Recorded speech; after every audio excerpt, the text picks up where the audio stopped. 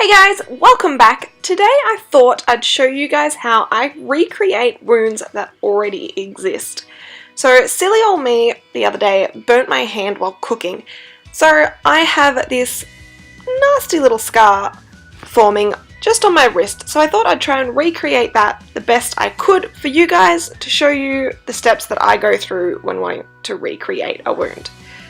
So there will be footage of actual wounds in this, but I promise you it is nothing too gory. I didn't severely hurt myself, it is merely just a small burn.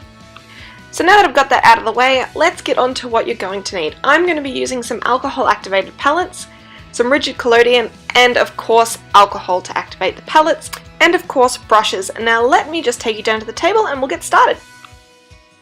So to get started, I've just gone in and outlined roughly the shape of the scar that I want to recreate.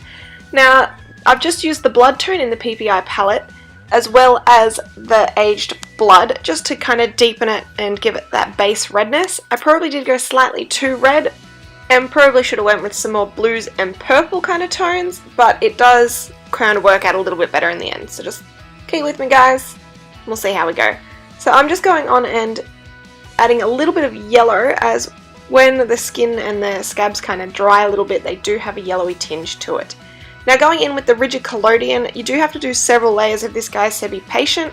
I'm just going in and applying layer after layer until I get the desired depth, as it does when it dries, contracts, so you do end up with this actual looking hole in your skin almost. It's kind of a bit creepy, but it does the job and it looks pretty good. So please guys, always remember to patch test things on your skin before you go applying them. I have of course already done this to myself, but if you have not used it before, I highly recommend doing it, as you never know what you may or may not be allergic to. Now going in with the bruise tone, the coral adjuster, the blue or vein colour, and the darkest skin colour in the PPI palette, just mixing them all together to get this nice, cool, almost brownish tone, just to go over the redness to try and dull it that little bit and make it look like it's a little bit more aged, as this burn did happen probably almost a week ago now.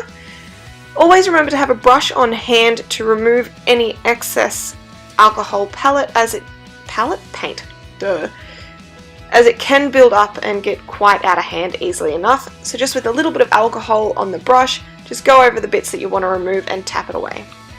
Now going in with a white alcohol paint, I'm just going in and adding in any highlights, as my actual burn has the skin starting to peel off, which I couldn't get that effect easily enough, so just painting it in does the job. And it does actually look like the skin is peeling up when it isn't actually. So just going in quite intensely with a concentrated white formula, then going over it with a brush with a little bit of alcohol just to take off the excess, make it a little bit faded and make it look that little bit more realistic. So there we are guys, that is the finished look. I hope you enjoyed this tutorial as much as I did doing it for you. Don't forget to like and subscribe, and I'll see you next week. Bye!